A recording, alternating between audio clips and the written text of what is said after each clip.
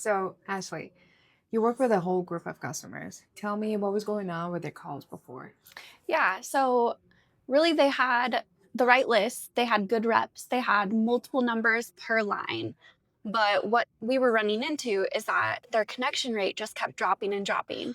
And everything that we tried to change, add more numbers, add more local numbers, try to match the area codes that they're calling. Um, we just couldn't get people to pick up the phone. So, they figured they need what?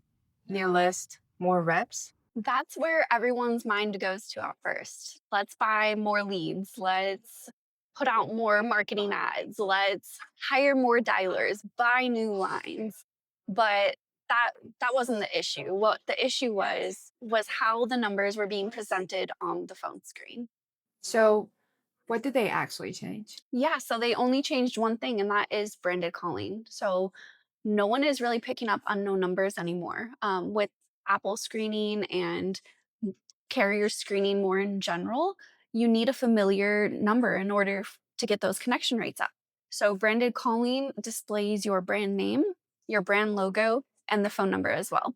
So the calling with the branded calling leads to more connections because people see the name and pick up the phone.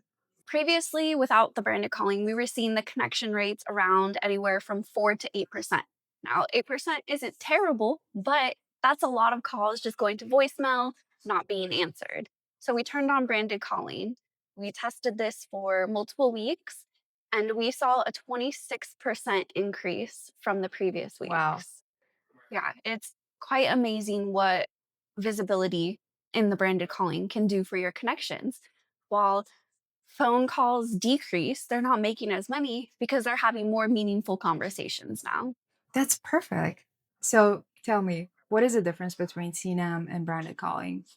Yeah, that's a great question. So, a lot of people assume that CNAM and branded calling are kind of the same thing, but they are very, very different. So, CNAM, otherwise known as caller ID, you can submit that. There's no extra charge to that. However, the caller ID really relies on the carrier actually saying, yeah, we're going to show this caller ID.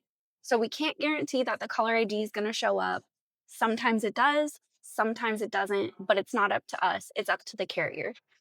So branded calling is guaranteed. So it's going to show up on every single call if you're calling Verizon or T-Mobile.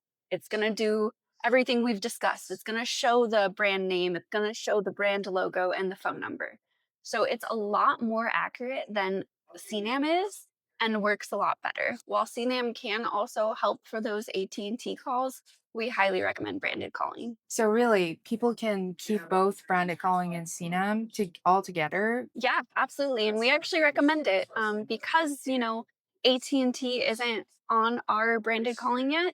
We recommend that you do put in a CNAM because chances are higher that the name can also be shown on that AT&T phone call as well. What do people get wrong about branded calling? Yeah, so a lot of times people think that just because you have branded calling that it means your calls will never show up as spam or scam likely.